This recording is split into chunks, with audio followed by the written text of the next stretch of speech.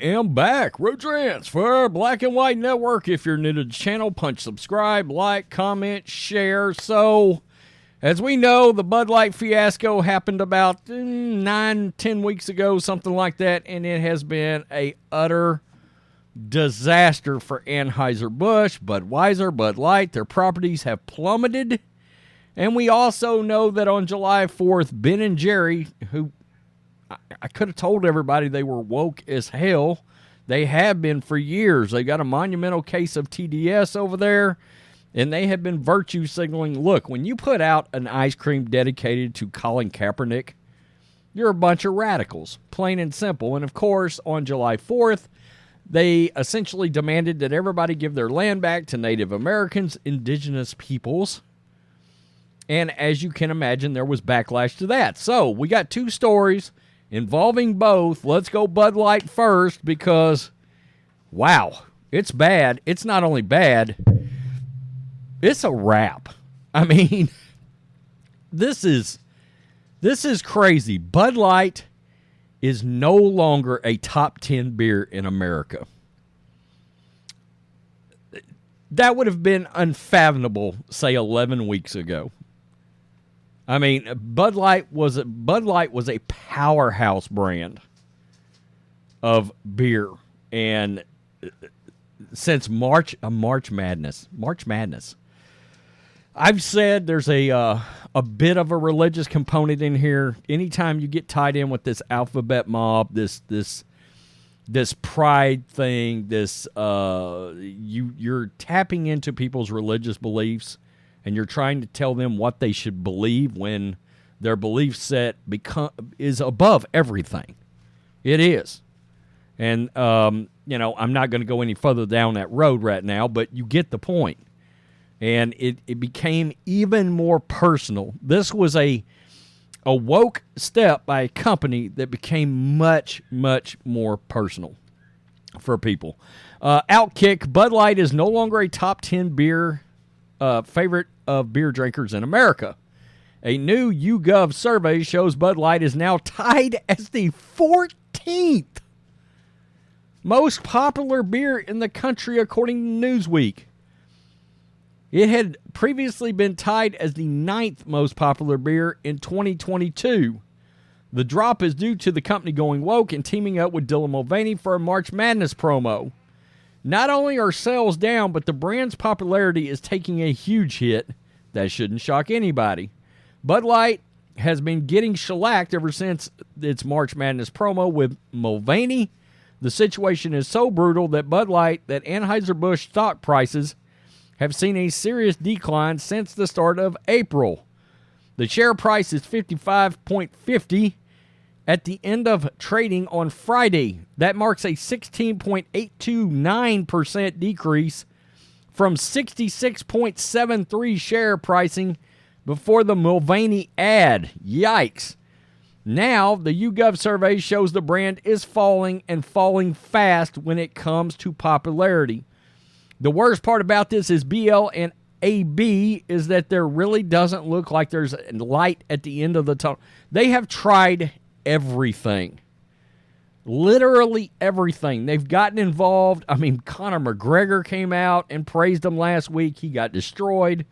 We all have seen the that's what's funny is this thing's got tentacles. It's got roots that have gone out. Conor McGregor's caught strays over this. Garth Brooks, utterly destroyed. Country singer Tyler Farr, nailed, crushed into oblivion. And this is an angle people just don't need to get into, truly. In fact, there's no signs of any kind of pressure that is going to let up. The backlash is expected to carry into football season. The latest sales data shows sales by units were down more than 30%. The company is losing millions every week. It is no longer the top-selling beer in America. That honor now goes to Modelo. Bud Light chose to team up with Dylan Mulvaney and is now paying a very heavy price. Good. I've said before, I don't think they recover. I truly do not. I think once you tap into something as beer, and beer has a loyalty factor that's tied to it, guys are very... I drink Bud Light. I don't anymore kind of thing, you know? They switch up beers, they find one they like, and they stick with it. It's just a wrap. It's just over. And I couldn't be happier about it. Good job, Bud Light. Good job, Anheuser-Busch. I keep thinking, and my thing is, I saw Target is down, but I still don't feel like Target's paid nearly the price. I really wanted to see some Bud Light kind of drops there. But their customer base at Target's a little bit different, but they're still down millions upon millions of dollars. Ben & Jerry's parent company gets its stock rocked after the ice cream maker posts nasty woke July 4th tweet. The New York Post reported that Unilever, yeah, that's right, the company that owns Ben & Jerry's ice cream, has suffered a decrease in stock price and market cap after Ben & Jerry's posted a tweet on Independence Day condemning the U.S. for existing, quote, on stolen indigenous land.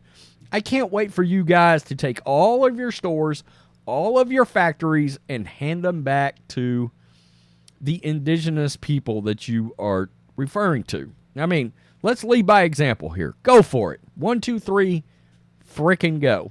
Yeah, you got the green light. Go for it. Quote, this is July 4th. It's high time we recognize that the U.S. exists on stolen indigenous land and commit to returning it. Take action now. Learn more, take action now. Look at that. This is stolen land. Woo-wee. By Thursday, 2 days after the woke tweet, Unilever's stock price had fallen basically 2% for a corresponding market cap loss of $1.7 billion. Yikes. Interestingly, Ben & Jerry's tweet left out the fact that the land its headquarters sits on in Burlington, Vermont, is within the historic territory of the Abenaki tribe, according to Newsweek. Twitter users were quick to point out hypocrisy and demand that the restitution of land start with Ben & Jerry's. Quote, oh, there's Tim Young right there. Give all of your property and land back to Native Americans right now then. Or shut up. Let me help you out, Tim. Shut the F up. Get out. Serious question. How far back in history do you go until you stop recognizing, quote, stolen land? Or inversely, how long forward in the future does it take for stolen land to become the acceptable land of inhabitants? Land has been swapped hands and people many times over. Yeah, that's another interesting scenario.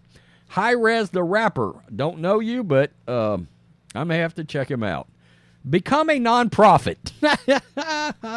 Give all of your proceeds to Native American families. Put your money where your mouth is. Only hire volunteers. Step down from your CEO positions for a person of color.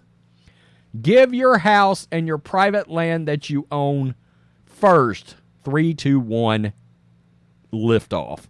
Of course, Ben & Jerry's executives have no intention of returning the land. Their tweet was just rhetoric. They are allowing them to signal their commitment to social justice and white supremacy. Like every other company, they're here to make as much money as possible. If they were concerned about racism, they wouldn't be in business of making fatty, sugary dessert in a country where black people are twice as likely to die of diabetes as white people. That is a freaking great point. That is a great point, and that is a fact. Absolutely. Or maybe Ben & Jerry's hasn't figured out, well, wait a minute. Let me make sure I point out that, well, wait a minute, Gateway Pundit. Did you not know that science is racist? How dare you? Oh, your white supremacy is showing, your hood is showing right now. God. Guys, we're living in a time where white supremacy and science is tied together. Medical issues is tied to white supremacy. By the way, it's not really. I mean, it's not. But, yeah, that's in the news narrative right now. Or maybe Ben & Jerry's hasn't figured out that ice cream is, of course, inherently racist. Oh, you son of a bitch. I see you eating that vanilla ice cream. You no good hood-wearing SOB. It also apparently hasn't figured out that American people are sick and tired of being lectured and treated like criminals by self-righteous woke elites.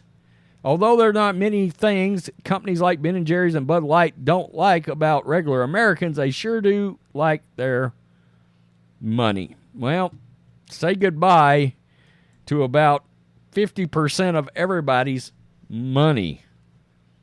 I mean, I got to be honest. I mean, being here in the South, I mean, they do sell Ben & Jerry's around here. I mean, it's in the stores.